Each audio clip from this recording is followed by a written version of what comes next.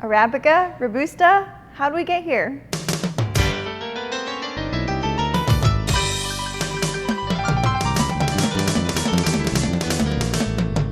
Hi, I'm Amber here in front of our coffee tasting experience in Alderwood Mall, and I'm here to talk to you about Arabica and Robusta coffee beans. Arabica and Robusta are just two species of coffee plants, and within those two species there are thousands of varietals that all thrive in the southern hemisphere between the Tropic of Cancer and the Tropic of Capricorn, or the coffee belt. Coffee in general originates from East Africa, but the Arabica bean itself hails from Western Ethiopia, where you can find thousands of varietals of Arabica coffee. The Arabica bean, being the most enjoyable, likely due to its higher sugar and fat content, has been transported all over the world and cultivated to create new varietals with more desirable flavor profiles. And you can now buy delicious Arabica beans with widely varying flavor profiles from all across the tropic area. The Robusta bean, with its less desirable flavor profile, was left behind in Africa.